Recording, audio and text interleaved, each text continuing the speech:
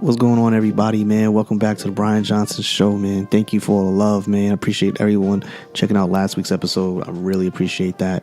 First and foremost, man, we're gonna have my man Sam on this episode, and this guy is really just—he's what you call a real artist, man. But I've said that about other people, but this guy really is an artist. Like his graffiti work to his artistic logos and things he designs has been really, really dope, man. He's as we doing this interview was a while ago, but as you hear this episode, his new shop is opening up soon. So it'll be opening up right after this airs, which will be Wednesday. It'll be opening up that following Saturday, which will be the 12th of May. Man, if you guys can check it out, man, go check it out. It's going to be dope. It's going to be from 2 to 7. He's going to have it open, and he's going to have people coming in, man. It's really a dope spot. This guy's done a lot of dope things, man. So when you get a chance, man, definitely check it out. He does a lot of things, man. He's just really about his business, and I respect him. And he's about his hustle, man. So if you got a chance, man, check it out. Go to his shop. He's going to give you the address and location and everything at the end of the show, man. And I just want to give a shout out to everybody who checked out the last episode again. And thank you guys for the love and support, man. Peace. Yo, what's going on, everybody, man? Welcome back to the Brian Johnson Show. Listen. Today, I got a really, really, really, really dope dude today, man. My man, Sam. Now, Sam is an artist, and he is, how can I put this, man? He's just one of those people that, like, my first person I had on the show, like Lenny, is an extremely creative person. He's developing his own style and is a true to the word artist. And I admire his style, man, because he's a guy who's never given up on his dream, and I respect that, more so than a lot of other people. So, Sam, what's good, bro? Yo, what's up, man? I'm just enjoying hearing you talk about me. That was pretty dope. So, little FYI, yo, we were recording this before, or at least trying to record this, and I didn't. And guess what? Who didn't press record? This guy. So I don't really have anything else to say either. So this is terrible. Shit sucks, man. But we're gonna go through it, and I hope you guys enjoy the show. Sam, it's gonna be better this time around anyway. Sam, let me ask you this. Now, you grew up in Jersey, right? I did. Okay. Now, anyone who knows Sam, man, Sam is a graffiti master. No. He's not a master? Nah. I'm all right. I'm He's good at like, what I do. But humble. There's a lot of people that are way better than me, man. So, let me ask you this. When you were younger, where did Thank you, though, by the way. Oh, my man. When you were younger, what brought on the creative side to you? What kind of inspired the creative side? Just my environment, man. My family. Mm-hmm. I come from a very creative family. My pops is an artist. Yeah. My older brother was doing graffiti before I was, and that's kind of what got me into graffiti and out in the streets and fucking around and getting in trouble. As an older brother is supposed to do, you know? Now, your older brother had a big influence on you. He was already bombing at that point? Yeah, he was. Okay. He was taking me out bombing when I was like 10 years old. So you learned about spraying everything at that point. I learned about how to keep a police scanner and a headphone in one ear so you could see what was popping. Do you ever think about those times and look at back at those times and say, damn, that creative feeling, I don't know if I'll ever get that back, or you say you've stuck with you all the way? Anybody that's ever done graffiti, and when I say that, I mean, like, to me, graffiti is illegally done in the streets. Everything else is just graffiti influenced. Right. But anybody that's ever done graffiti in the streets, that shit is like the ultimate rush. There's nothing like it. If you leave the scene and you're driving down the street and you see a clean wall, it's like the biggest urge to hop out and just bomb the shit out of it. I feel that way now when I drive past certain places. And I'm like, oh, damn, I need to hop out and take a picture of that right there. There you go, yeah. So I completely understand that. Like, wow. I never really thought about it like that, but that's very, very true. Now, you grew up in the same town I grew up in, Teaneck, basically. Yep. And you went out and you started bombing. I think it was like in high school you got that influence. Yeah, I mean, I was doing it even earlier than high school. But, right. Middle school days even. Right.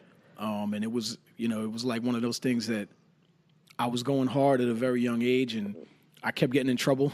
And instead of slowing me down, that actually made me want to go bigger. Yeah. And, fortunately, nothing too crazy ever transpired because of it. I'm still here. When you were, okay, so you're going through that, you got high school and everything. What made you consider, like this is something that I want to do for life? Like, I like being artistic. This is art. Artist work is something I'm going to do. I mean, back then I didn't really know. You didn't really know because I know you got into hip hop. Yeah, I was more into music back then. Yes, and now I was more into like spitting, making beats, and all of that. I remember Sam spitting when I was younger, and I'm watching him, and I was just like, "Whoa!" I had something to prove, bro. Yeah, he was the only little scrawny ass white boy. He was locked in, man, locked in. Passion is and that was before Eminem was popping, so it was like, yo, like you really can't be shit. How did you feel when Eminem came out? When you were just like, "Wait a minute"? It was mixed feelings, man, because it was like, for me before M came out. There was always that prejudgment. Right. Like, oh, this dude can't spit. And Sam was embraced by everyone. Yo, just FYI. But I mean, like people fucked with me, man. Yeah, people embraced you, yo. I'm not gonna lie. Love. He was like the only one, like he'd be up there like it'd be a sea of black and brown people. You see Sam, what's up, guys? Yo, I got a funny story about that, if you don't mind. Go ahead. So this is flash forward a little bit. Yeah. Well into my hip hop career. Yeah. And my homies got me involved. It was like an open mic type of thing at this spot in LES called the Pyramid Club. Wow, we taking it there. I remember this place. So I signed up and we went out there. You know, we were kind of deep and shit like that. I was the only white dude there, of course. Right. So we go inside. It was Biggie night. It was on March 9th. So it was like a Biggie tribute night. So everybody had to spit over a Biggie beat. Mm-hmm. So I picked the Warning beat. Wow. And I wrote like some crazy shit to it. You know, I was prepared. I'm ready. So we get in there. And the spot is packed. So the MC goes up, the dude that was running the event goes up, he's talking and shit. All of a sudden, this goon motherfucker walks up on stage, snatches the mic out of his hand, and he's like, yo, we from BK Mafia. He's like, yo, we used to hustle with Big. We fuck with Big. And I'm looking and I realize that the whole front row is all these dudes with BK Mafia shirts on them. I'm like, perfect. This is perfect. So naturally, I'm the first one that gets called up to spit. So I go. You have great luck. So I go up and I'm like, all right, cool. Here it goes. Yeah. So they start playing. I don't remember what beat it was, but it was not the beat that I wrote to. So I'm like, fuck. This is not good. So I start spitting and I'm fucking going in. And, you know, I got like the tunnel vision. And, once I got past the nerves and I was going in and I went through like the whole beat and the MC came up, took the mic back, you know, yeah, give it up, da-da-da. And then the same dude hops back on stage, snatches the mic out the dude's hand again and comes up to me and he's like, yo, spit another one. So long story short, we ended up chilling with them for the rest of the night. Yo, it was crazy. See, those are the kind of stories. That was like one of those 8 Mile before the movie came out type of situations. Word.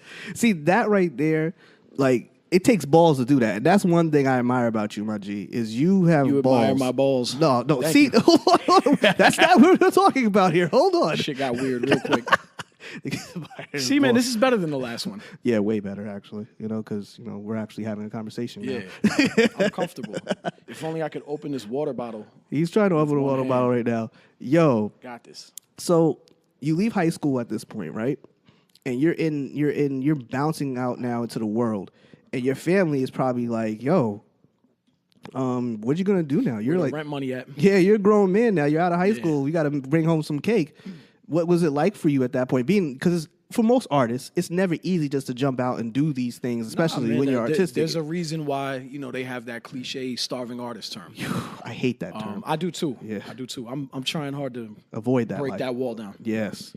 But I mean, my family's always been real supportive. You know, like I said, they're very creative people. Right. And they've always embraced everything I've done. Yeah. But at the end of the day, like you said, it's, you know, you're a grown man now. Yeah. You know, where's the rent money? That's cool. Oh, you painted that? Okay, you put a mixtape out? Cool. All right. So rent's due. Where's your cut? Yeah.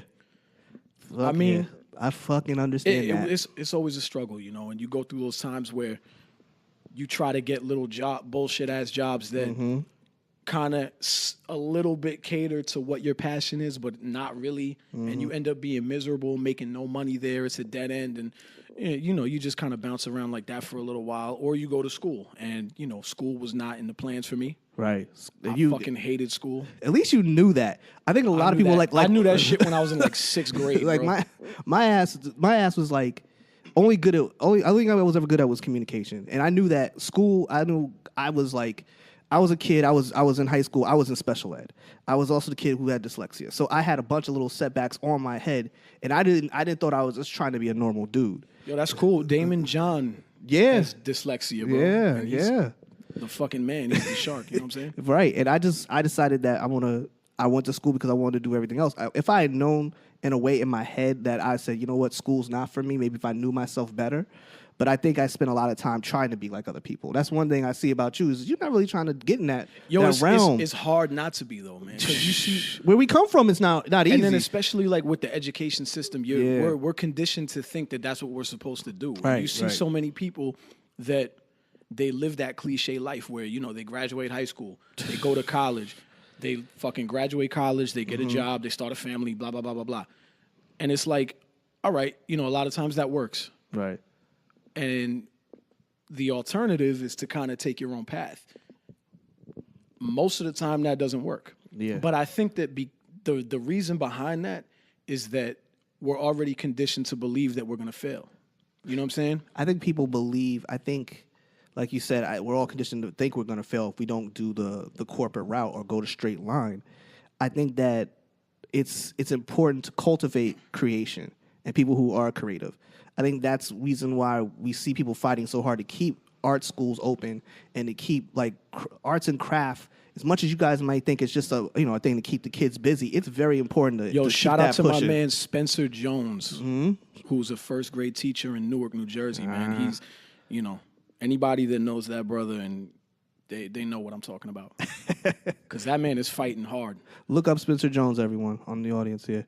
Now, I have a question. Okay.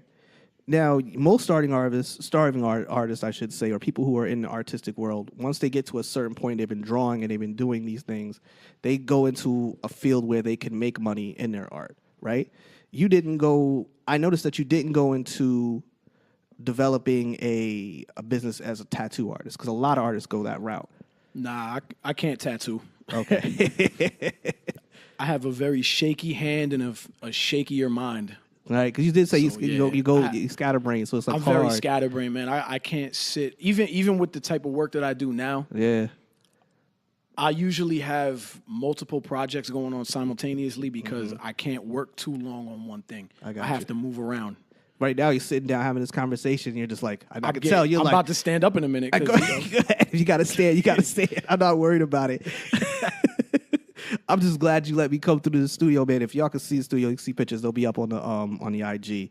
Man, I appreciate you coming through, man. It's not a problem, man. Listen, so I understand that constant need to do something and everything. And have you ever made something for someone to get tattooed on them? I have. The T-shirt that I'm wearing right now, actually, it's one of my many logos. It says "Never Conform." Nice. And I actually drew this up a long time ago, right? And since then, somebody actually had me redraw it for tattoo purpose, and it was pretty dope to see that, you know, the outcome, finished result, and all of that. It's amazing, man. Hell of an experience, man. I've never had that kind of because I don't have any tattoos. It's love, man, and it's somebody. It's deeper than just seeing your picture on somebody, because it's a feeling of support. It's that, you know, somebody believes in what you're doing that much that they brand themselves. Yeah. Did you growing up have anybody that you looked towards that was like an artist that most people might not have heard of, but this guy was like a major influence on you? Not so much when I was growing up, but one of my biggest influences in the art world, there's a dude named David Choe. Okay. I heard David Choe. A lot of people know him as the Facebook millionaire. Right. So basically, this dude was a fucking just degenerate. I watched him on Viceland or something. Yeah. He was. You want to talk about somebody that does whatever the fuck they want? What? He is. People, if you've never, let me go ahead, bro. Tell the story. That dude, man. I mean, he was just a degenerate gambler, graffiti artist. Just, I don't even know how to explain him, but you look at his art, he does whatever the fuck he is feeling, man. Yes. Straight up. And so he became famous because he did a mural for Mark Zuckerberg in the original Facebook offices. Wow. Back before it was popping. So they offered him, I think he did like the whole office, top to bottom, like some crazy shit. They offered him $60,000 or shares of stock. And his answer was, well, I'm a gambling man, so I'll take the stock. Years later, flash forward, he cashed that shit in when they went public, $270 million. The biggest gamble in his life, and it paid man. off. Like, yo, who does that? That shit is crazy.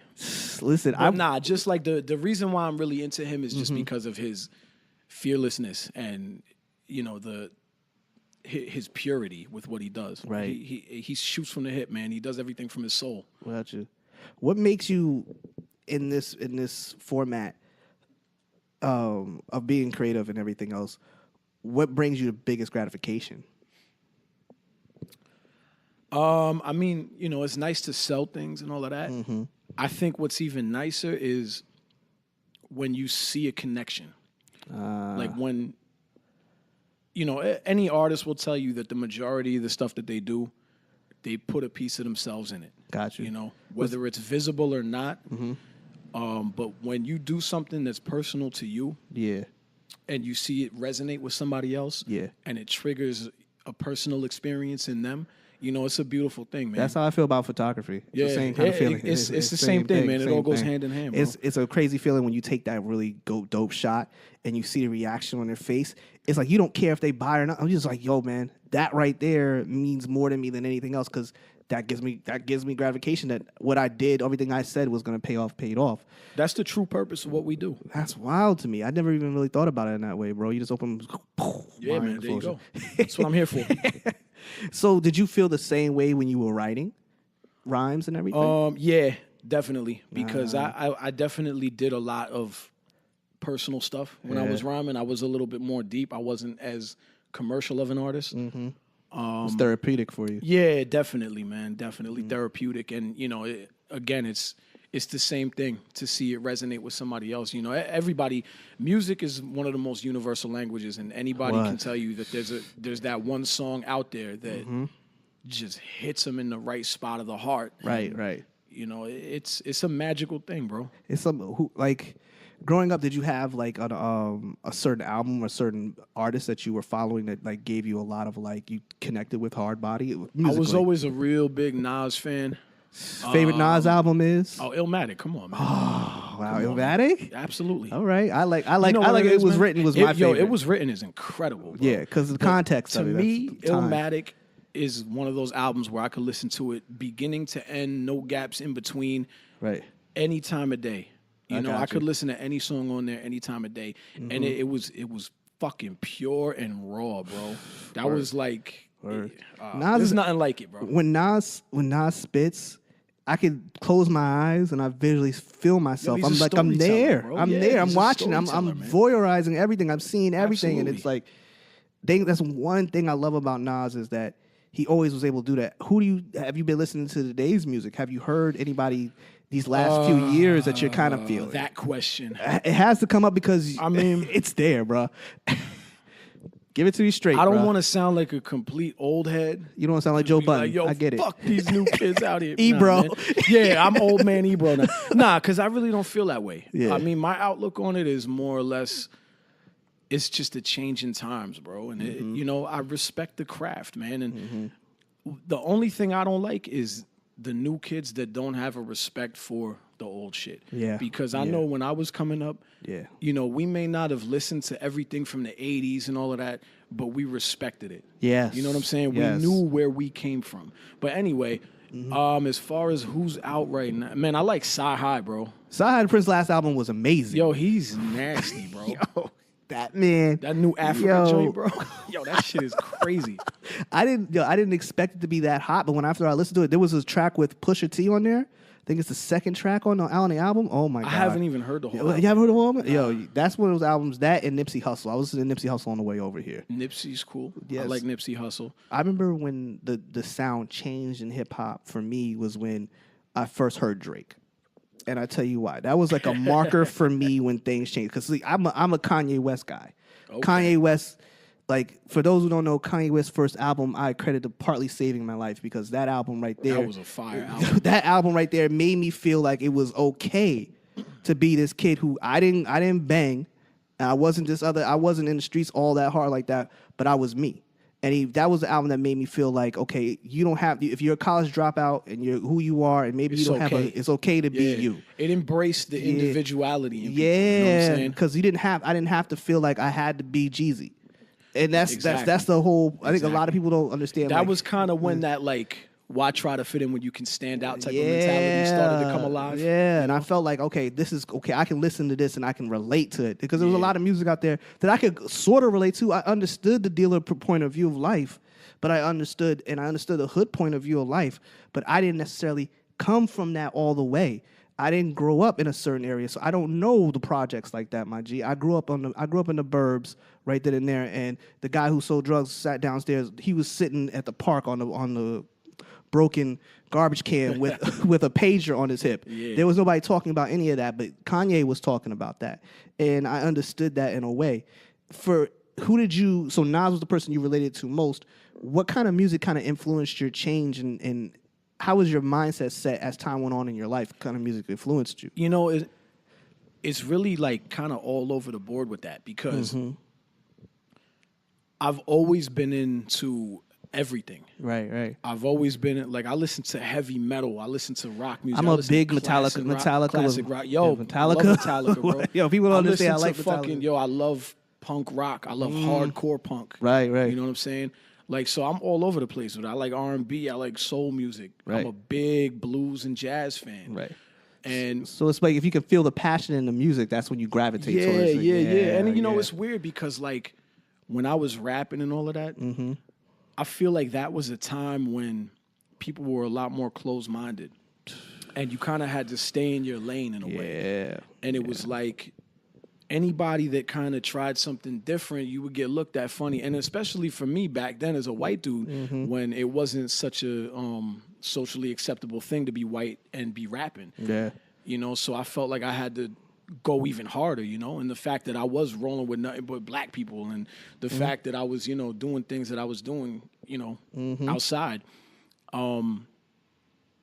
It was one of those things that I kind of like kept behind closed doors, and it was like, all right, and at the end of the day, when I'm relaxing, when I'm unwinding, I'm listening to Monk, or I'm listening to Coltrane, or I'm listening to fucking Metallica, you know what I mean? Yeah. And nowadays, as I've gotten older, I've learned to kind of just let it rock, not give a fuck, bro. You know what I'm saying? Life is better when you don't give a fuck. Man, it's so it really true. Is, bro. You're happier that way. When I went to college, I learned very quickly, like, people were not into, like, I didn't listen to any rock music like that. You know, I knew Guns N' Roses, Nirvana, and then it stopped after that for me.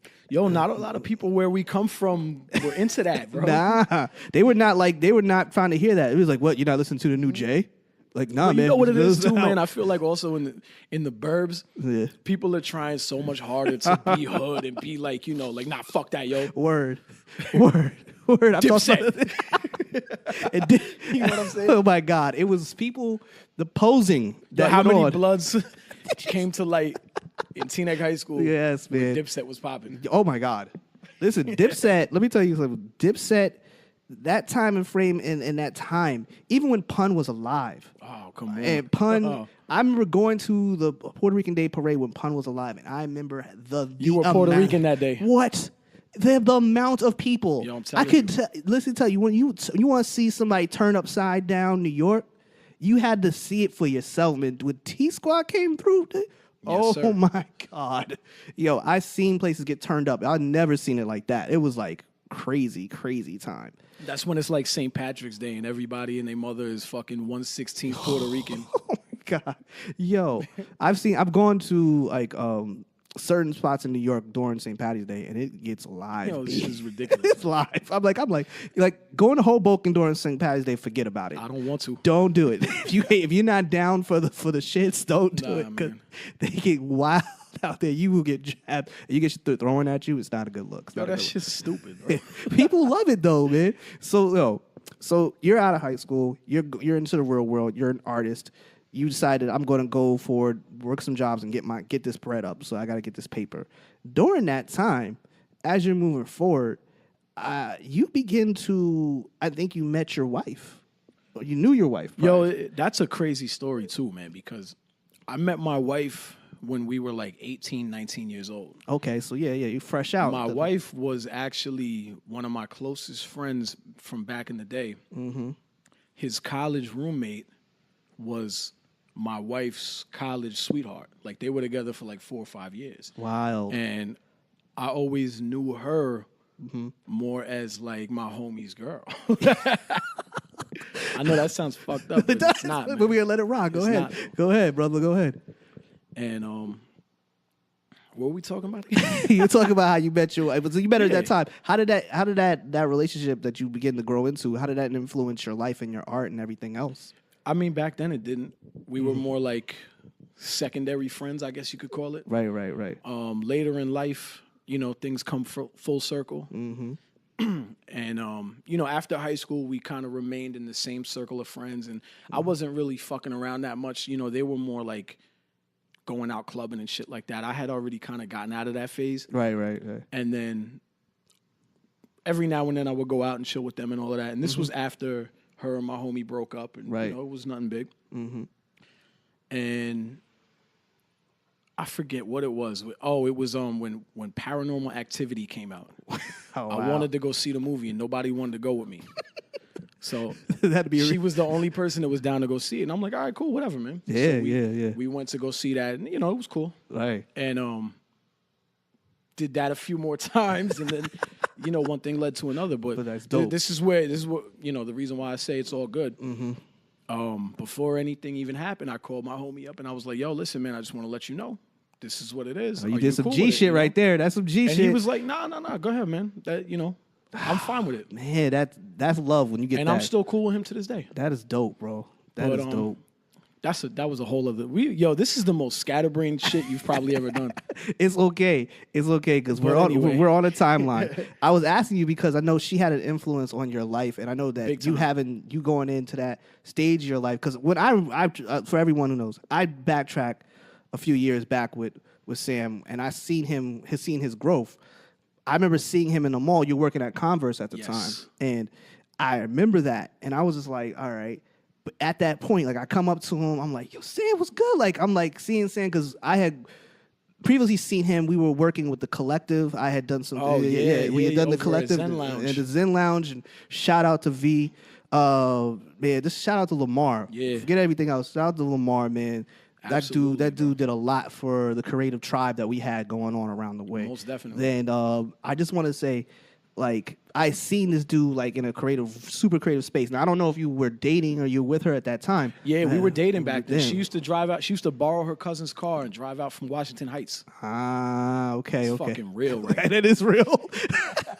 So at this point, y'all get together. Now, when I see Sam a few years later, I see Sam and I'm in the mall. He's working at this point, and he's like, "Yo, bro, I think you just bought your house." Yeah, you had just bought your house. He's like, I bought a house. Now this dude is like, now Sam is passionate about everything, but normally he's really cool. He's calm. No, this dude was like, eyes open. Yo, I just bought a house. Shit check is the an exciting check moment, the shit. bro.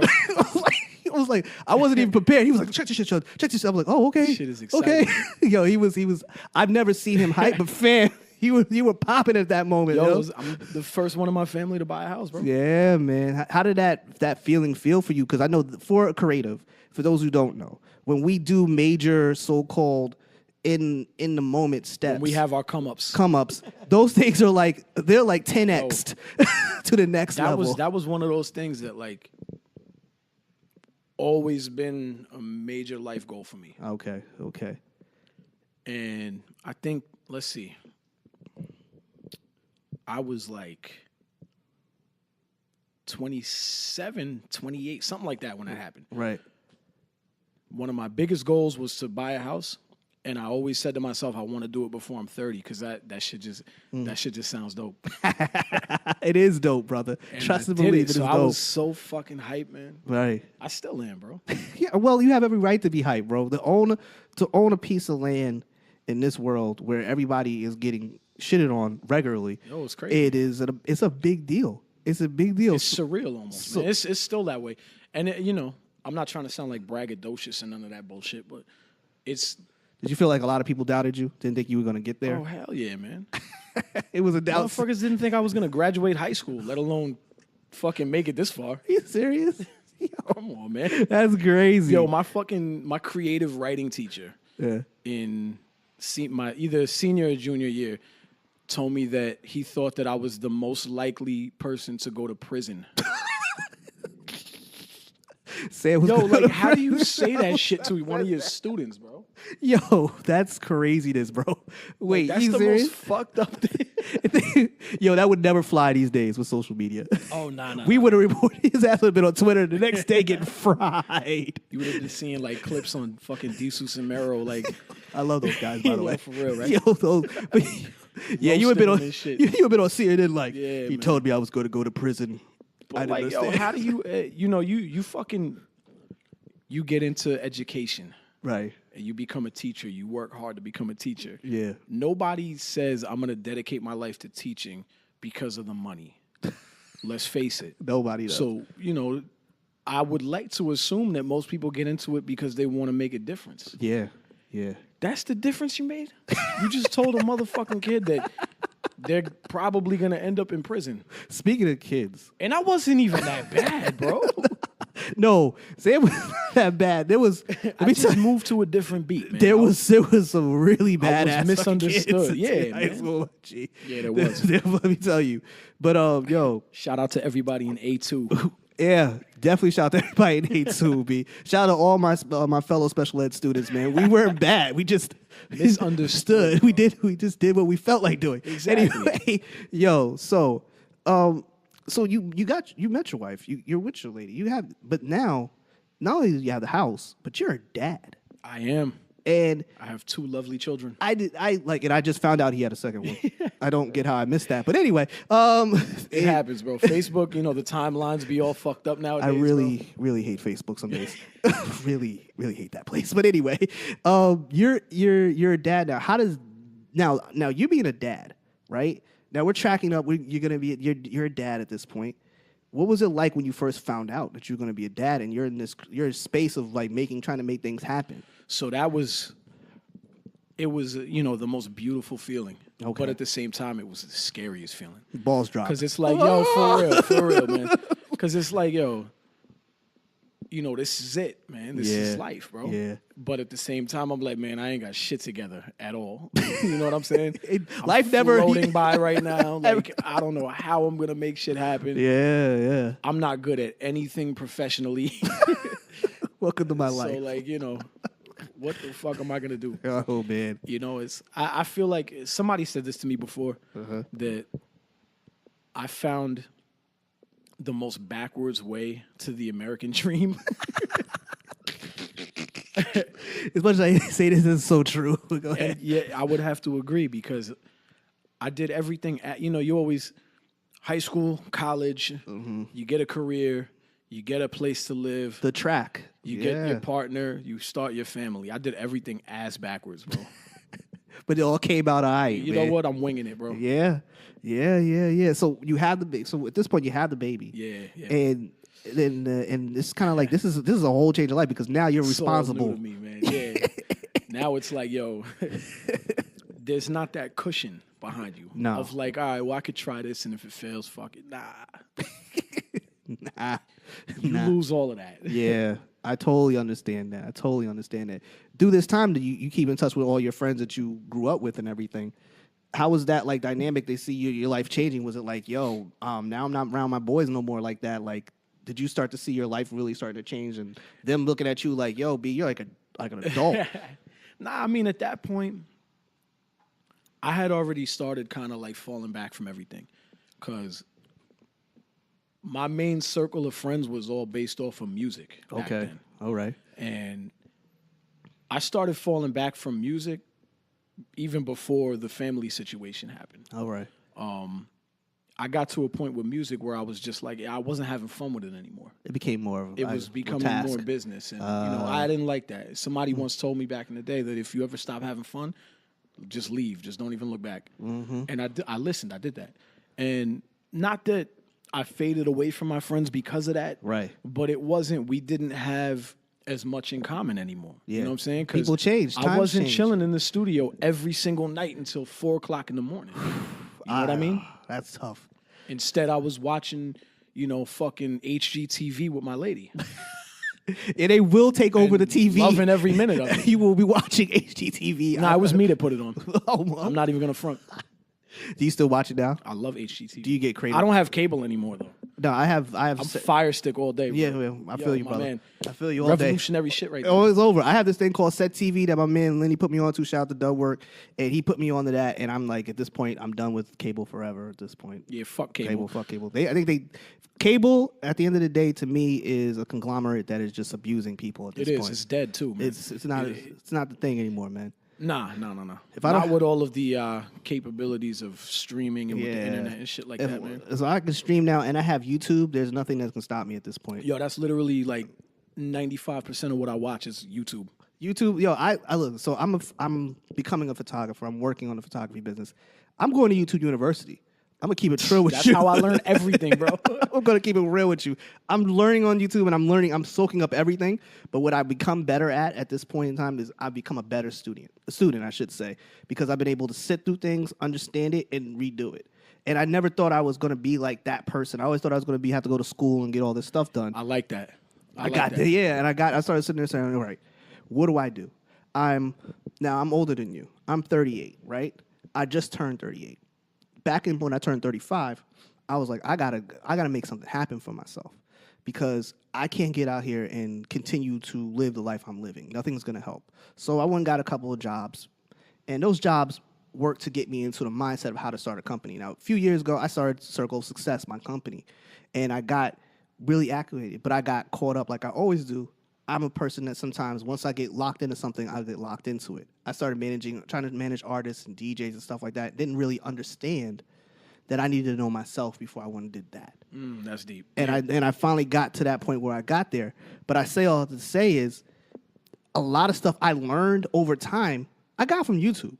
I'm not going to even lie to you. And I learned that YouTube is the smartest thing that anyone has ever done because it is literally a platform where people just put on their thoughts, their creative ideas, share that with the world, and they make money from it. But you can literally go on there. I promise you, if you spend 6 months strictly watching something and learning something, and after those 6 months, if you're smart enough to do it, and you used your unemployment time, you probably can go out and do it. Absolutely, and man. it's crazy. What I like about it too, man, is that you see different ways of doing things. Yeah, you know what I'm saying? Because it's like you could go to school and be taught, this is how you do this is how you do that, and then what's dope on YouTube is that you'll see somebody that's like, yo, fuck that. This is how I do it. Right. You know what I'm saying? Right. And because we're not all the same, man. So one curriculum in one school can't possibly cater to all different types of people. Mm-hmm. And you have your own YouTube channel. I do, yeah. I'm not really popping on YouTube. I haven't really figured out the algorithms and shit yet. But the only thing I've ever learned from watching YouTube that I consistently understood is if you stick to a time schedule. And I hate that. I really hate that. Bad at that. I hate shit, that bro. so much, but it's so true. Like I learned how to do this podcasting thing. I learned how to stay on a schedule. Every Wednesday, podcast, period. Non-negotiable, and always have a stockade of your stuff. Yeah, yep. And if you have a stockade and you're able to that keep way that you could go a few weeks without doing something and throw it in there. And now I had to learn that, like, because with me, I'm so all over the place like you. I'm scatterbrained, but I attack things. So when I see things, I'm like, oh, let me just jump on this and I'm going to hold. Yes, I'm like a pit. But then I Absolutely. realized, like, I can't be a pit to everything. I can't lockjaw to everything. Yeah, because that's when you wind up all over the fucking place with Exactly, mad my G. unfinished products, man. It is, and it's a bad thing. And it's funny, too, because I'm, like, thinking about it. I haven't even thought about YouTube in a minute like that because, I don't post that much. Mm-hmm. And the reason being is that I'm not really set up to, all right, let me put the camera on, let me hit record, let me start doing what I'm doing and forget the camera's there. Like right now, if I was smart, I'd be filming this shit right now. Right. Look, little collab I did with my man Brian Johnson. Boom. Mm-hmm. And a lot of people say, why don't you ever make this visual? And I tell people all the time, I said, I can't make something visual yet because I need to first get what I need to get down this way first. Absolutely. I can't just sit up there and say, I'm going to put everything on camera because then I got to edit this. And I got to edit You're biting off more than you can chew. Yeah. And that's something that if I was doing it, I wouldn't be disciplined enough to do that. I would try and do it all and fuck myself up. Yo, this is what I learned from Circle of Success, because that was me. Years ago, I tried to do 10 different things and learned that none of them works. I read a book called The One Thing, and by Gary Keller, and it's called The One Thing. And it broke down everything. It said, nothing gets done unless you do one thing at a time. Absolutely. And if you're going to focus on this, then this is what you're going to do. So I said, fuck it. I'm going to focus on my podcast. I'm going to work on my photography, and I'm going to start my own business, and nothing else matters. So I say all this to say is that if you want to achieve something, you got to go hard and you got to just go and do it. But you got to also look to different outlets like YouTube to get information and learn before you do. Now, read the comments too, man. Oh yeah, because you might find some shit that looks good, and then you read the comments, and every single person there is like, "Yo, you're a dickhead. You don't know what you're talking about." Then it's like, all right, maybe I should just watch something else. Exactly. You definitely gonna catch on to that because the comments don't lie. Nah. Trust and believe. The majority. Just they take might a stock. hate sometimes. Yeah. But sometimes there's some truth behind that. Exactly. Do your research. Read the reviews. Now, you're at this point. You're a dad. You're moving forward now. Now you got mouth to feed. You got a wife. That's your lady. I do. And now you're like, okay, she's my inspiration. She's pushing me to get here. I'm feeling good. I got a child who's looking at me every day, and I'm feeling like I made this. I've had this happen to me. As a person who's in that creative field, you got to feel extreme amount of inspiration. I'm guessing at this point, right? From my child, you mean? From the birth of your child, from your family and everything. Man. How did that inspire you? What kind of like did blow your mind? Like, all right, I just feel this wealth of inspiration. Yo, it's like if you're creative, you like to create, and you create a child. Mm-hmm. Yo, that shit is like, yo, I helped make that. All right, all those other things that I said, nah, I can't make that. Fuck that. I could do it. It's crazy like that, man. It really is something that there's no way I could sit here and convey through words to you how it feels. You know what I'm saying? Yeah. It's impossible. Yeah. There's an X factor to it that there isn't a word that describes it. That's an exponent kind of thing that it's just there. You can't really describe it. It's just definitely there in faith. I think anyone who's listened to this podcast who's had children, I have not, but I can understand it. I've seen my brother go through it, seen friends of mine go through it. I've seen people literally day-night change. Absolutely. Like on some like, this dude was a straight hustler player and everything else, had a kid, complete change. Not every time. But but I've seen it happen. If it doesn't change on the outside, there's definitely a change that happens on the inside. And there's an honesty that comes with that. And that right there. So you're in the house. When you got the house, did you were already a dad or no? This was after. Yeah. No. My daughter was shit. What year is it? It was definitely my daughter was like 2 or 3 by the time we got the house. All right. 2 going on 3 maybe. Now, when you got the crib, you got the kid in there and everything else. How was that like? Did you start finding yourself having less and less time to work on your work, or did it just kind of all of a sudden like? Yeah, I mean, yes and no. You know, I was working full time, but now I had always been doing art whenever I could. Right. At that point, I was working at Converse, and even when I was renting apartments, I was still working on art. Right. The house it made even more situations happen because now I had my basement. I had a little back room in the basement. Right. That I was able to turn into my studio. Ah. And now it was like, all right, before I was renting and I was painting on a dining room table with carpet around me and I can't really mess nothing up. Right. Now I could literally dump paint on the fucking floor, roll around it, and if I want to, you know what I'm saying? So now it's like, whoa. And that was when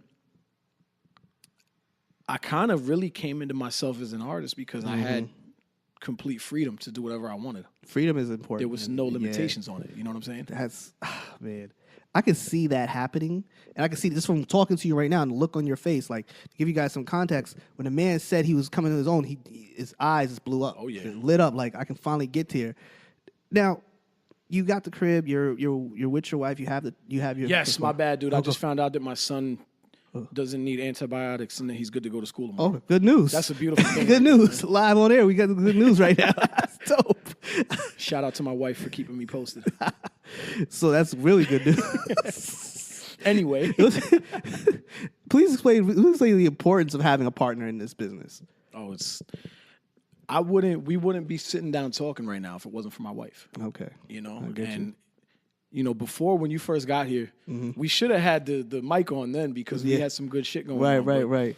You know, we were talking about coexisting and one person being passion driven and the other person in the relationship having a career and you know they're all about making money and all of that. Yeah. You know, my wife is a banker. Right. And it's like she's on top of numbers so crazy. And me, I'm like, all right, it's out of sight, out of mind right now. Like, I know I'm getting money, but I don't know how much. And, you know, like, I move, you know what I mean? You get that bank account phobia. You don't even want to check it. Like, I'm not checking that shit. For me, it's always like, there's almost like a fear to my wife because I know that all my crazy ideas, she's going to be the first one to shoot them down. I know this feeling well. Me and my girl go through this now. My man. Jesus. So I spent a year working out of my basement. And, you know, there were points where it was like, all right, you know what? Fucking hop on the computer, Indeed.com. Like, what am I going to do with myself? Because this isn't working. You know what I mean? Yeah, man. And I know my wife was fucking hoping that would happen because this shit's not easy. No, it's not. But I remember the day where I was like, yo, like, there's this storefront. Yo, like, this is how much they want for it. Right. You know? I don't know how the fuck I'm going to make it happen. But the moment that my wife was like, yo, let's do this. Yo, that was the craziest feeling, bro. I could imagine the level of like, shit. The stamp of approval was like fucking ink on my heart, bro. You don't even know, man. Yeah, man. That is so dope, man. That's so dope. It's a crazy feeling. Speaking of the location where we're sitting right now and where we're at, this was your dream. This is your dream right here, your baby right here. Literally my dream. So how did it come together that you were able to build out the space, paint everything? Did you have help from your family? How did that come about? I mean, I did probably like 80% of this myself. Okay.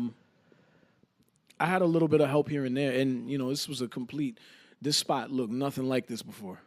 This whole side of the motherfucking place was all mirrors, all 8 foot by 4 foot mirrors. I had to rip all of them down. I redid the floors. I painted everything. You know, the floors look good, B. Thank you, bro. These look really good, that, man. Blood, sweat, and tears, man. Yeah, man. Yeah. But you know, I had a decent amount of help. Shout out to my homie Ralph, lives down the block. That's dope. Yeah, what are we talking about again? I'm all fucked up, man. Like, my mind is in a million different places. It's totally all right. Listen, bro. But nah, man. Like, the space itself, you know, it's cool because I almost didn't want help with it. I wanted to do as much of this as possible. You know, like, I built all those shelving over there. I built that counter. I built this couch that we're sitting on. You know what I'm saying? Like, everything is me. You know? Do you ever think about collabing with people who are into interior design and working on doing dope stuff with them? Yeah, definitely. Okay. I'm always down to collab. Because you have some dope. This is the couch we're sitting on here. For give you guys some context, it's black. It has it's just it's put together through wood, and it's definitely got some paint stains on it. It's all handmade. It's all out of really reclaimed 2x4s, recycled wood. Pillows are all mine. This is dope. Like, I made that piece over there. I made this piece over here. This is like a photographer's dream because we got so much. Anytime so many you subjects, shoot, man. Bro. So many subjects in man. here right now. So okay, so you got the spot. You're in here right now. Did you ever have that moment of you felt like you were overwhelmed? Fucking 24 hours a day, every day, bro. The reason why I asked this question is every person I've ever met who's decided to strike out on their own has had that moment where they're just like, oh shit, what the fuck did I just do? Yeah.